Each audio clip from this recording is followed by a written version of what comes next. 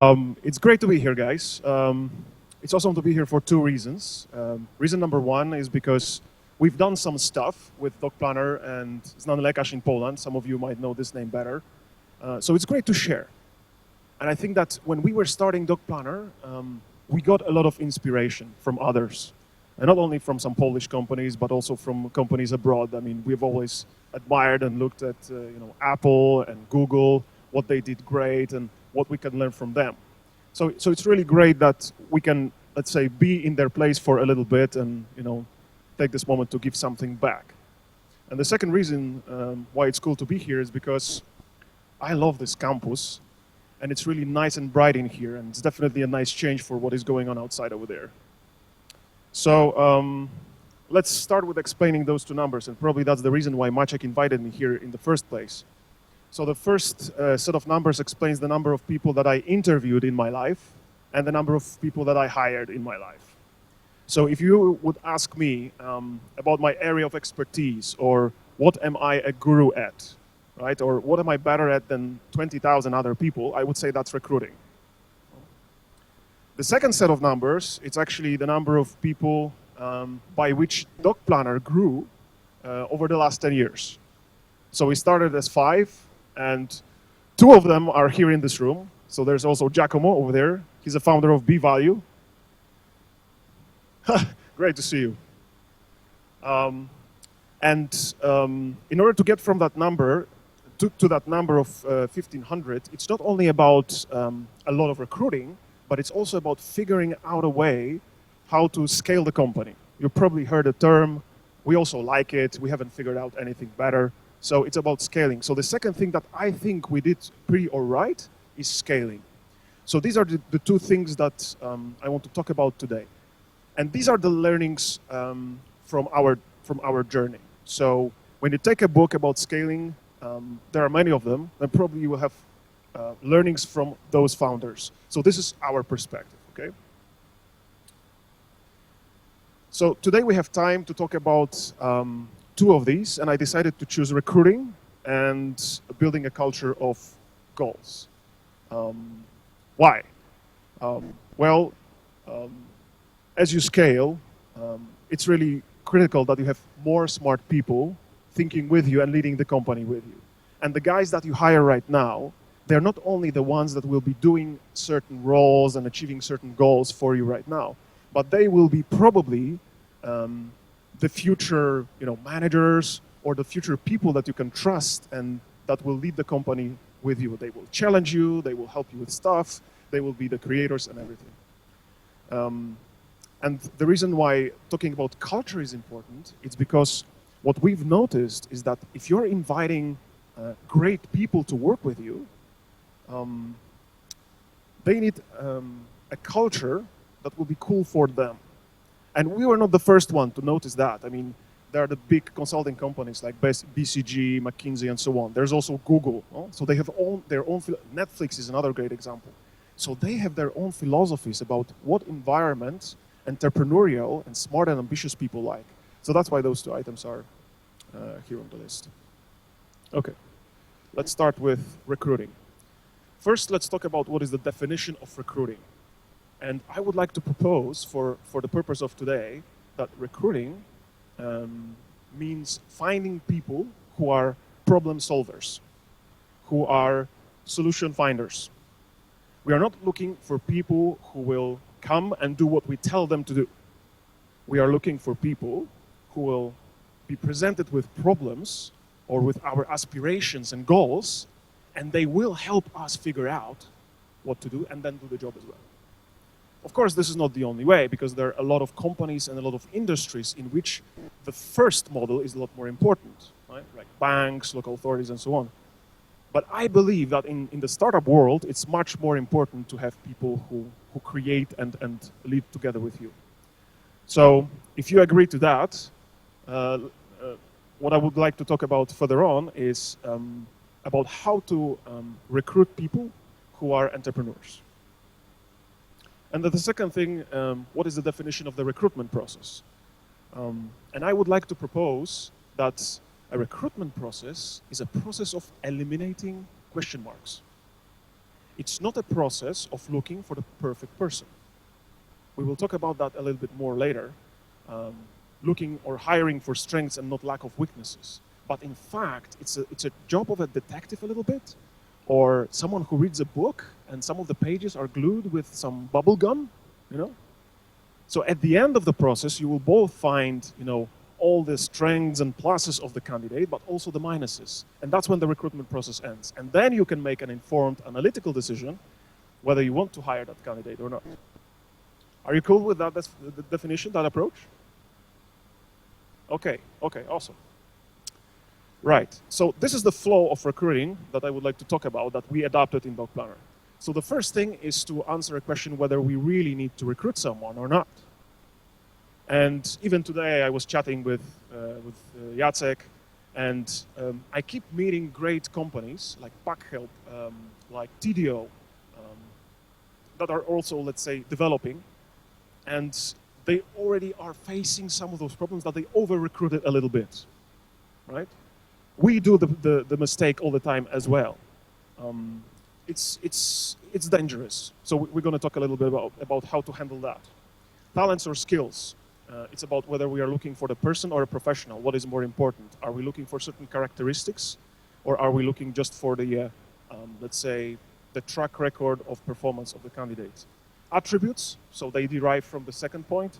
And then we have the steps. So I'm going to very briefly tell you about the steps that we take in recruiting in Docplanner, and then the rules that we follow when we recruit. Okay, some time ago I did this calculation. It's for the, again, it's our reality. This mic is heavy. And I'm supposed to be the fit guy in the room. Giacomo is laughing because he knows how much time I put into Tabata some time ago. Anyway, so this calculation is for Poland and for our Docplanner case. And these are pretty conservative. I mean, in our reality, meeting 30 candidates to make a hire, it's pretty lucky. And investing 3 hours per candidate is a minimum. And I'm talking about like the second stage interview candidates, not the first stage or like phone screen candidates. The onboarding is the time that the candidate is spending in the company over the 3 months. And then the leading the person. So as a manager, if you're spending 50 hours in 3 months leading a new person, that means like 4 hours a week. That's a very efficient manager right there. You know, if he's able to onboard, especially that it's a new person, if they are able to onboard a new person. So again, you can multiply it by 2. So it's really worth to consider if you really need a new person on board or not. This is another graph that I learned many years ago. And of course, you know, you can move the needle whatever you like, and you have your own experiences with that. But it's a fact that for the first couple of weeks or maybe months, you are investing more time, energy, and everything into a new person rather than the value that the person is adding to the company. Would you agree with that? Okay, do you have experiences like this? And sometimes it happens so that that moment of, you know, break even doesn't even come because you realize that you made a bad hire or you did a bad hire. So recruiting is difficult on its own, and you are risking a lot by deciding to recruit someone. So what do we do? The first 2 points from this slide, they really relate to understanding what the job is about. I don't remember in which book I got it, but it said that great CEOs, they demo first. So they do the thing themselves first, and then they understand if that process works, how it works, and then they say, okay, I can hand it over to someone, either from the existing team or not. So, and also the second point, I mean, speaking about building a network and, you know, talking to fellow entrepreneurs and startuppers. So figuring out if other people had the same problem and how they solved it, it might turn out that you're not actually needing to recruit someone. Maybe you just need, you know, TDO. Or maybe you need Trello. Or maybe you need Copage. So maybe there's a solution already there that is doing the solving your problem. It's really important. Can someone from the team do that? Of course. No? After you do the first 2 checks, then you can determine maybe there are people who have the competencies and some time to do this. And then finally setting the goals. And OIT, so objectives, indicators, tasks, it's a 1-page document. It's our interpretation of OKRs, basically. So once you set the goals and once you've gone through all those points, you have a couple of very important pieces of information. The first one is if you really need to recruit, which is the point of this step. But also you know a lot better who to recruit. What are the competencies, the experience, what profile of a person are you looking to find? And maybe where to find that person. So it's a very valuable exercise, and we keep learning this lesson at Docplanner. Overhiring and then rethinking. It's really, really crucial, this first step. Right. Talents or skills. I'm building a house right now, and I was looking for a carpenter. And I saw the products of 2. And if you put 2 chairs or 2 tables or wardrobes, whatever, of those 2 carpenters, they would be identical. Quality, the looks, amazing, just amazing. But one of them was an introvert, and he loved romancing with wood all the time. That was just his thing. When he had a moment of spare time, he was just going to his workplace and doing something from wood. The other guy was an extrovert. He was a people person. He wanted to talk, spend time with people, and so on and so on. And then the question is, okay, so which of the carpenters should I choose? I mean, by the product, you could say that maybe there is no difference. But there is a likelihood that the extrovert carpenter will actually take a little bit more time. Maybe he will get some of the things wrong because he will not follow exactly what we agreed. He will be a bit less scrupulous in his work and so on and so on. It's not black and white. Which one do you think I chose? Yeah, I did. And why? Say again? Save time. Yes, that's for sure. And there are also other characteristics of introverts. They are very good listeners. So when we brief each other on what the chair is supposed to do or look like, there's a higher likelihood that I will say it once and he will get it right the first time or the second time, while with the first guy, I don't have. So this is what I'm talking about. And there are some examples also among the guys in Docplanner. So we were just chatting with Ariel earlier before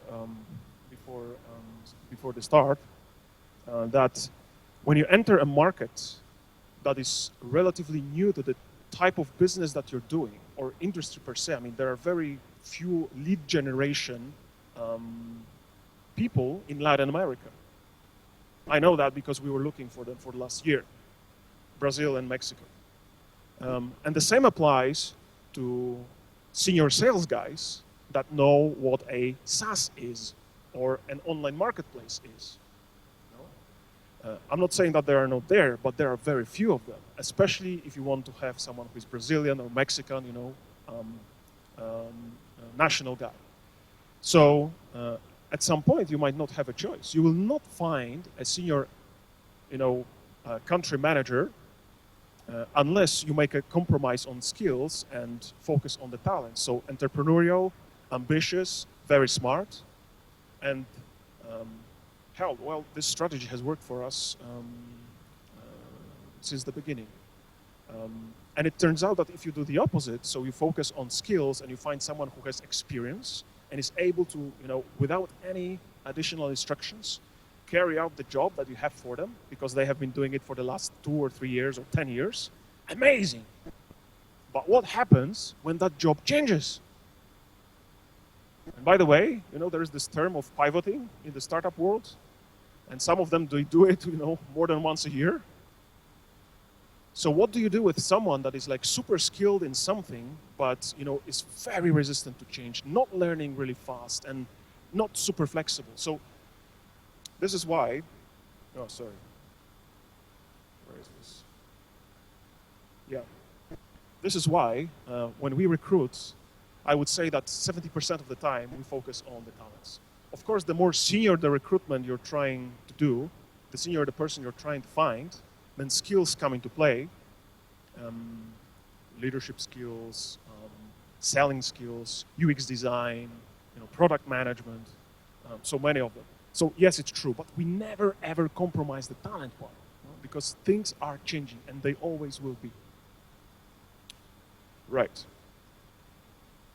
I think the slides got mixed, but we can manage. Okay, I was looking for this one. So from talents and skills, you go to attributes. So it's like one level lower. And what we always do in recruiting, when we are trying to determine who we're looking for, we're trying to really break down what characteristics or attributes of the person are we looking for. Because if you want to find a great salesperson, so someone who has great negotiation skills, probably it will be very hard to find a good sales guy with great negotiation skills if he or she is not self-confident. I'm not talking about empathy and so on. They are very different attributes, but self-confidence. Probably it will be very, very hard to have a great recruiter that is not empathetic. Probably it's hard to be a great developer if you don't have this last, invisible thing. So when you think about, again, talents versus skills, skills are something that you can show with the outputs of your work. Talents are what make your skills powerful, easy to learn for you. It's very hard for someone to run fast if your legs are too weak. Okay. Well, attributes again. Right. So this is a live example of how we do this, right? So this is Gustavo. Gustavo is a product owner candidate. We hired him, we invited him to work with us around 6 or 9 months ago. He's from Brazil. So we have Mariusz, the CEO. He's a product guy, so he participates in this recruitment. There's Gabri and there's me. And what you can see is that the first part of our table is in fact a list of, I would say, attributes that should be called talents. So the color profile. We talked a little bit about introversy versus extroversy. The color profile includes that characteristic. Intellect, ambition, and passion. I have a separate slide. It's super important for us. I'm going to talk about it a little bit. Empathy and self-confidence, having both.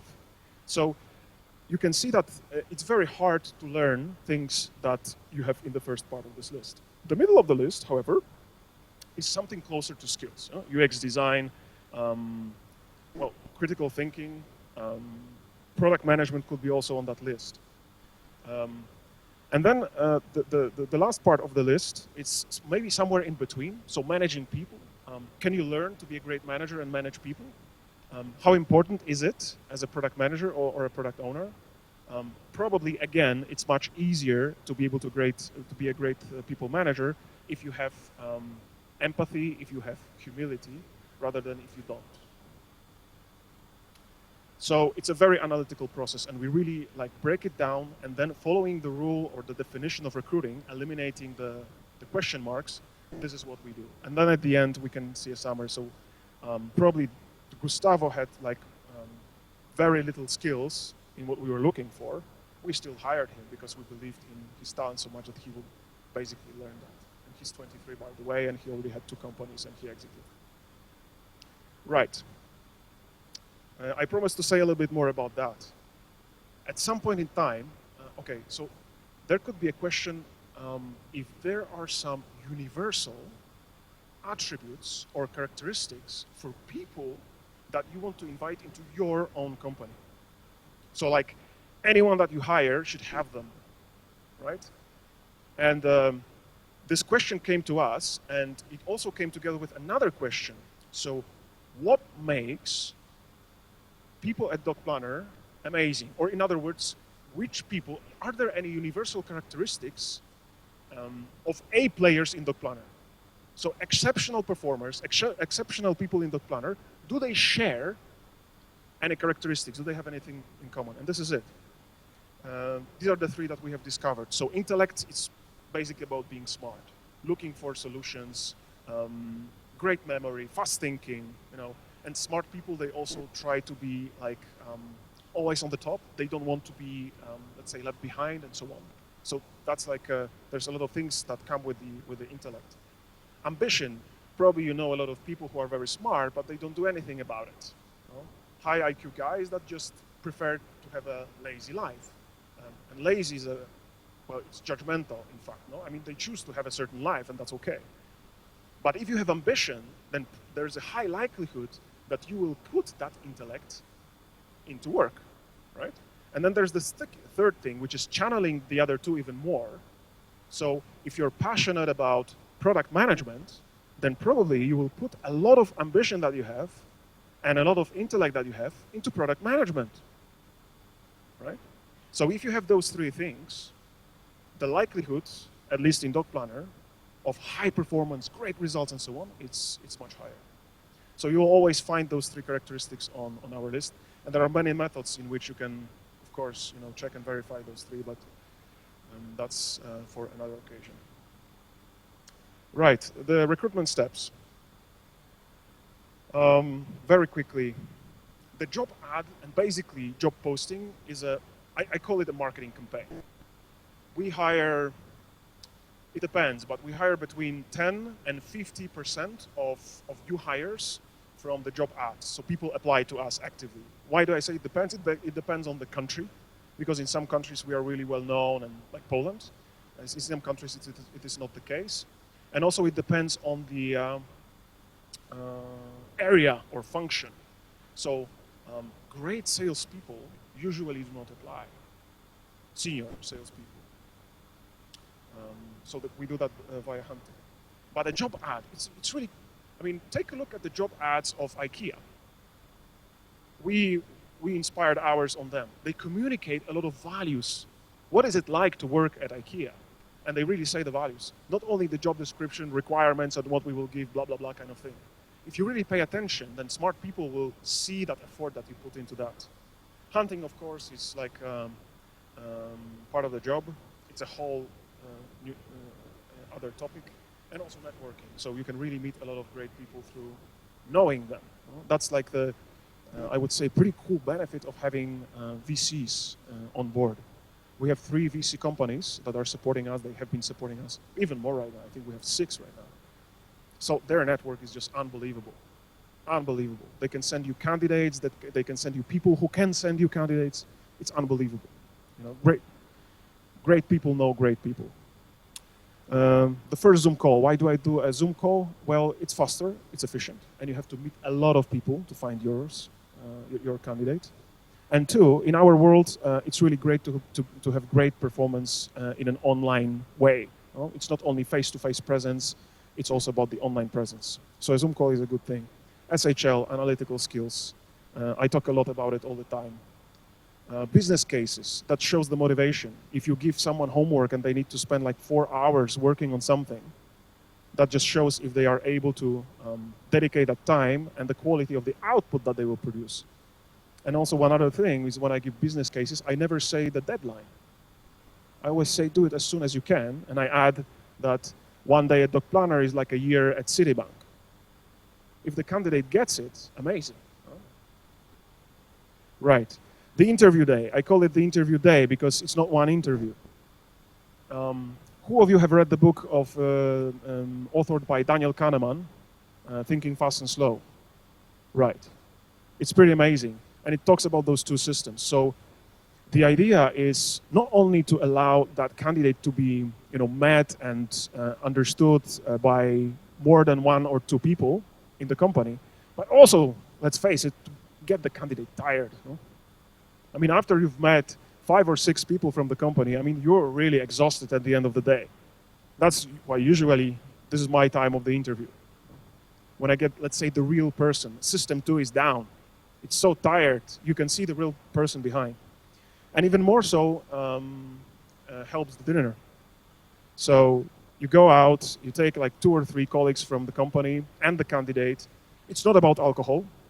It's really about spending time together, eating, being yourself, summarizing what was said during the day, and getting to know the person even more, and also asking and challenging some questions and so on. I think in the consulting companies, they call it the body test, because they spend together so much time on the plane and everything that you want to have good chemistry with the people that you hire. So you can say that a part of that is happening during the dinner as well. And then there's the morning of the next day, right? So we can check how the candidate feels, but also we can check,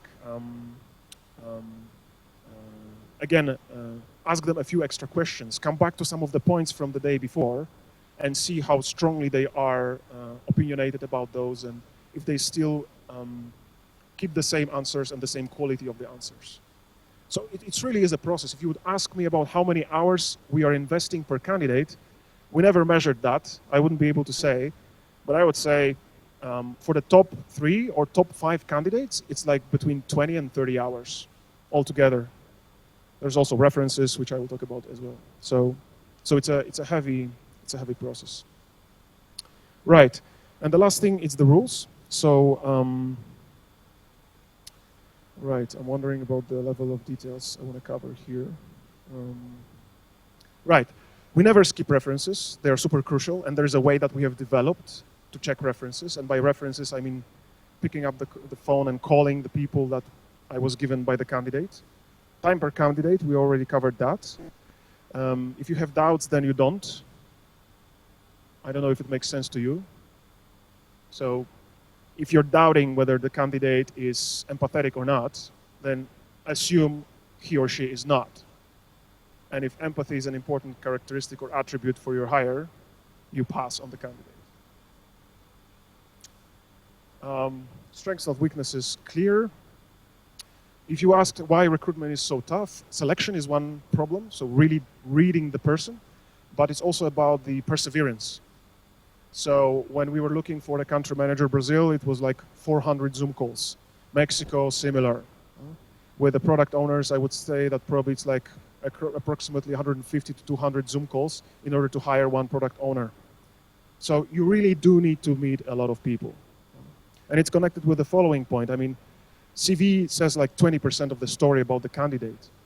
So you might have an amazing CV. I mean, I had the pleasure of talking to guys who spend like half of their life between Dropbox and Booking.com. But when I meet them, they are super smart and so on, but they're not hands-on at all. If they would jump on board our ship, it would, they would be destroyed. They would not know what is going on. So, and it works the opposite way as well. If there's something about the CV that you see and it's like attracting your attention, but it's not like the right profile for some reason, what I always do is okay, the first step is a Zoom call. It's 30 minutes, no hello, no goodbye. Really, 30 minutes. So it's worth investing. And that is why, that is how we met Cadu, the current, country manager in Brazil. He grew the country 3 times over the last 2 years. So it's pretty awesome. And the last 2 points are about being consistent. So what you do naturally is that you say that your business or your startup is amazing. Of course, you're the founder. Right? The thing is that people who join should think the same. So the employee value proposition, that's the, let's say, the word that is used in the dictionary. But basically, what you offer to people, how they feel inside the company, is super crucial, because if you've spent hours recruiting a great guy, and then 3 months later he discovers that this is not the place because he's being told what to do, instead of given goals and having the opportunity to exercise his mind, put his intellect to work and everything, the chances are that sooner or later he will go. Netflix put it really nicely in their deck. I don't know, how many of you know the Netflix deck from 1999? Okay, not many of you, right. It's pretty cool, super recommended. Reed Hastings did an amazing thing. And then brand versus branding. Many people talk about employer branding, blah, blah, blah. I mean, you can have an amazing career website, but what do companies say on career websites? The cool things.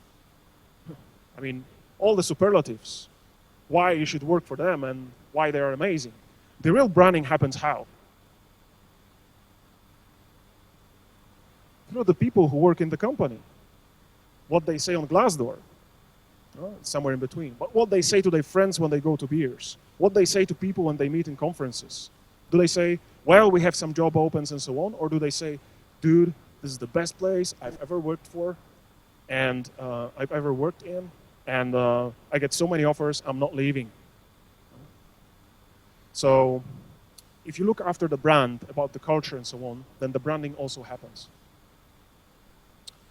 And I like this phrase by Jack Welch. I mean, some of you might know him.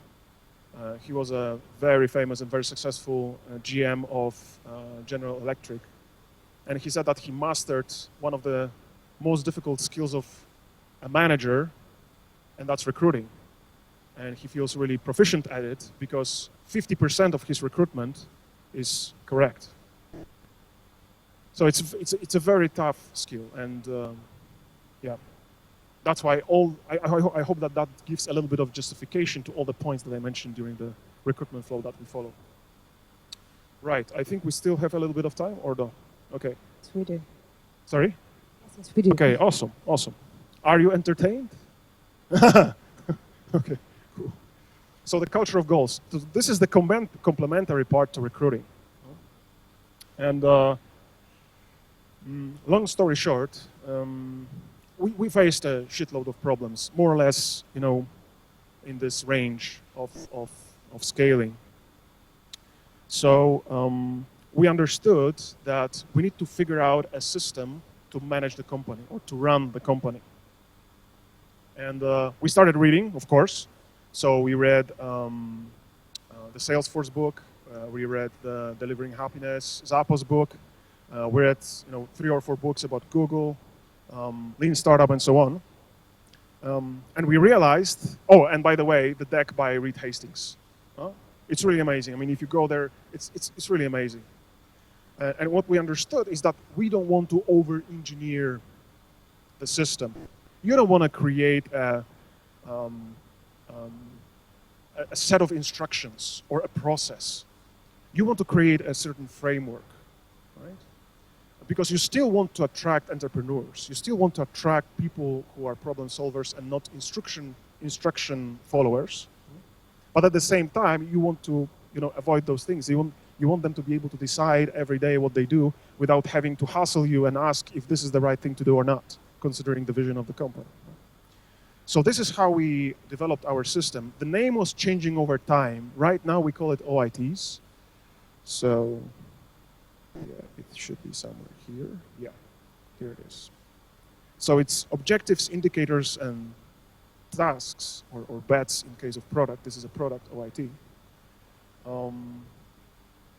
which is a one-pager summary of every manager in Docplanner,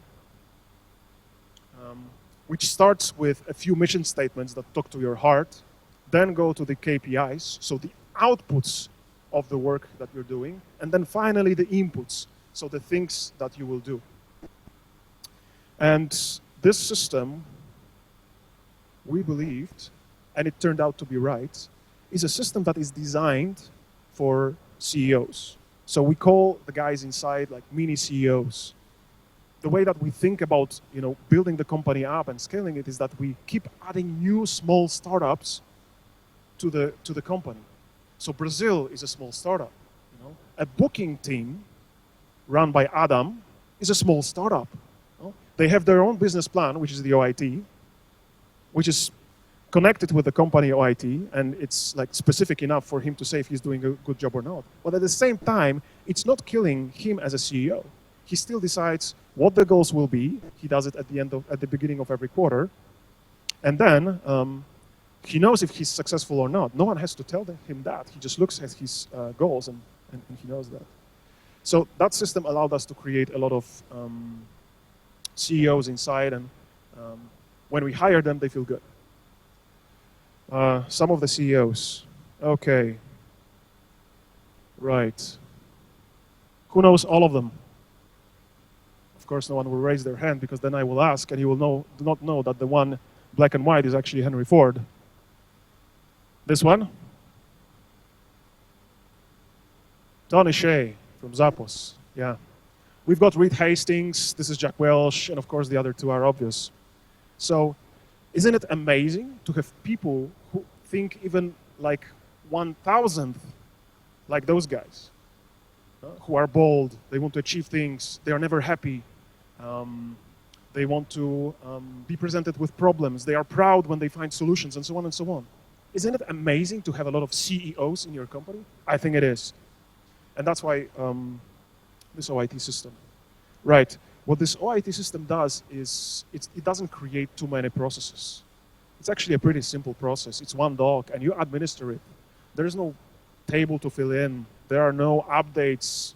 There are many systems on the market that, better works, Perdue, 7Gs, 15.5, oh my God, that ask you to follow up, every week, every 2 weeks. No, I mean, CEOs, who would like as a CEO to be constantly monitored by their VC?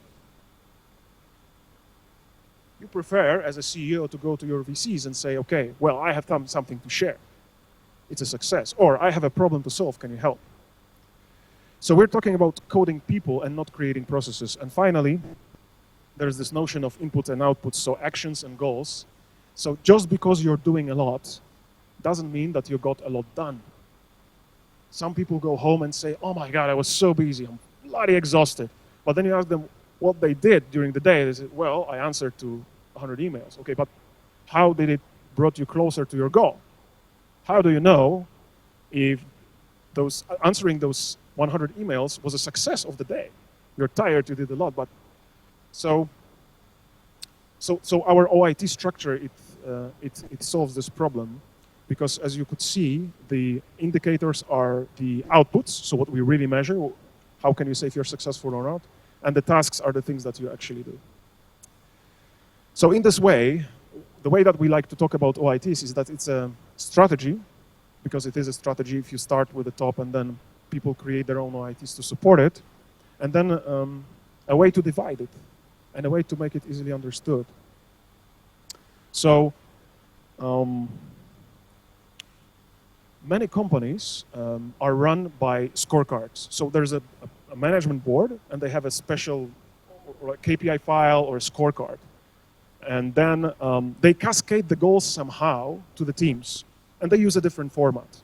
And then when someone from the team wants to understand the scorecard, I mean, oh my God, what is it? A balanced scorecard? Right. McKinsey or BCG invented that, I think, which is amazing. But who from your team will understand that? So the beauty of the OIT system is that they connect together, and whoever enters the OIT of the company or the CEO, he immediately knows the strategy of the company and can read, because that's the same format that they use.